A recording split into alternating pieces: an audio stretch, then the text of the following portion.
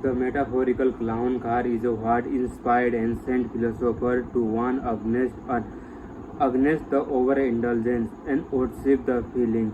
It was the fear of clown car that inspired the Greeks and Romans to teach the virtue and later the Christian church to push messages of abstinence and self-denial. Both classical philosophers and the church had seen a destruction wrought by the narcissist and the megalomaniacal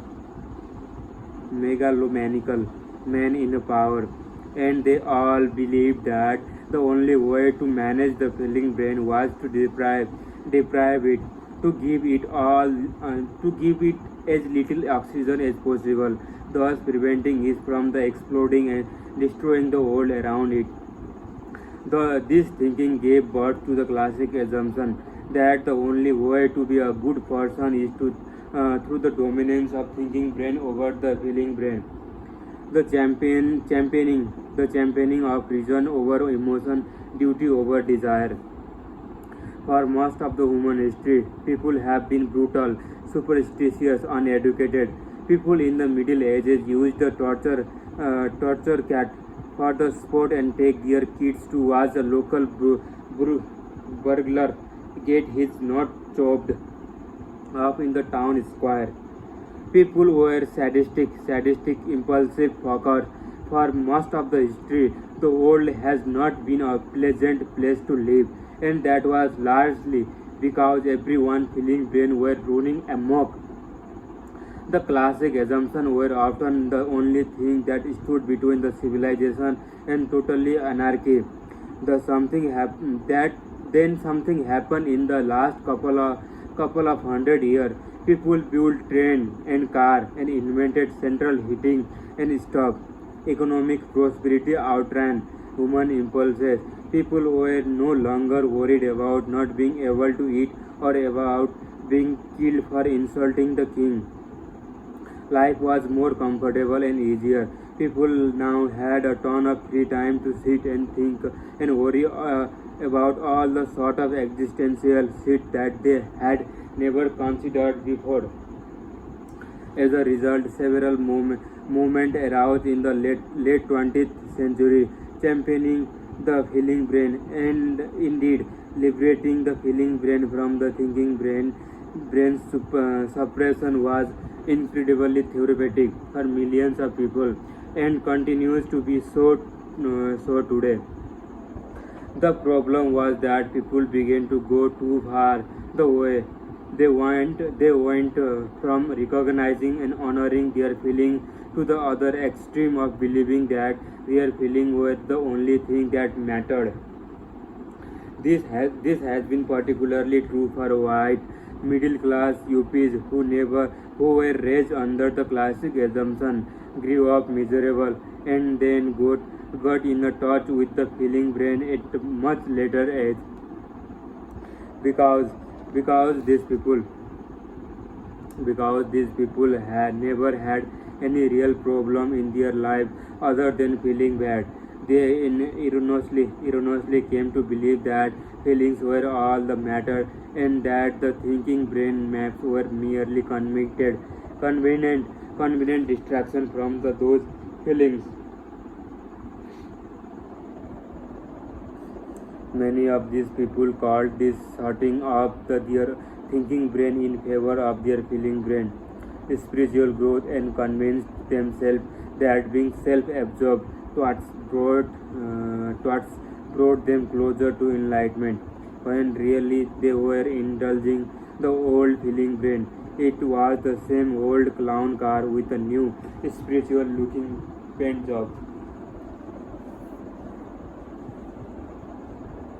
Overindulgence of emotion lead to the crisis of hope, but so does the repression of the emotion.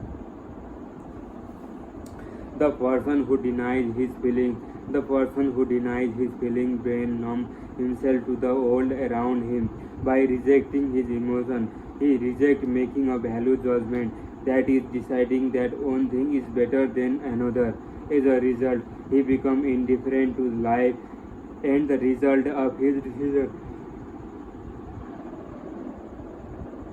He struggled to engage with others.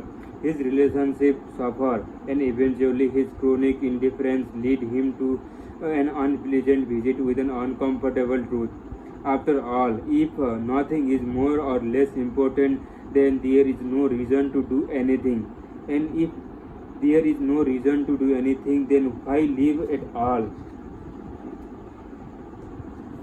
Meanwhile, meanwhile, meanwhile, the person who denies his thinking brain become impulsive and selfish, wrapping reality to conform to his whims and fancies, which are then never stated.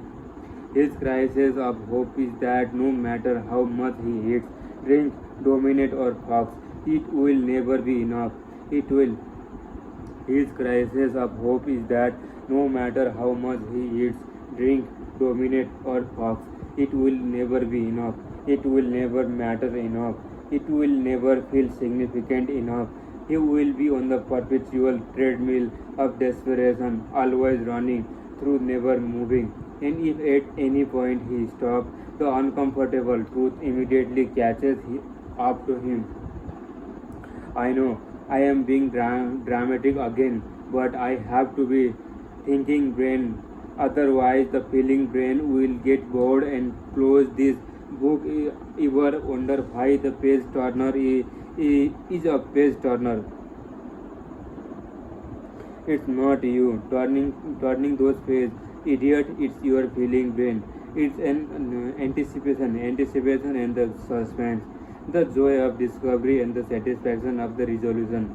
Good writing is a writing that is able to speak to and stimulate both brain and the speak to and stimulate brain at the same time.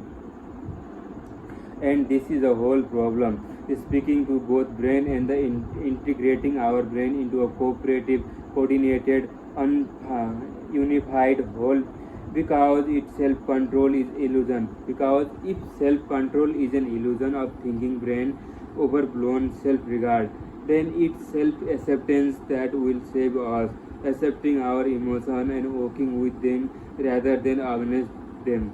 But to develop the self-acceptance, we have to do some work. Thinking brain, let's talk. Meet me in the next section. Meet me in the next section. An open letter to your thinking brain. An open letter to your thinking brain. Hey, thinking brain. Hey, thinking brain. How are things? How the family? How would that tax situation work out? Oh wait, never mind. I forget. I don't fucking care. Look, look. I know there is something the feeling brain is screwing up for me. Maybe it's an important relationship. Maybe it's causing you to make a embarrassing phone call at 3 a.m. Maybe it is constantly medicating itself with substances it probably should not be using. I know there is something you wish you could control about yourself but can't. And I imagine at times this problem causes you to lose hope. But listen, thinking brain, those things you hate so much about your feeling brain, the craving, the impulses, the horrible decision making, you need to find a way to empathize with them, because that's the only language the feeling brain really understands. Empathy. The feeling brain is a sensitive creature. It's made out of the damn feeling.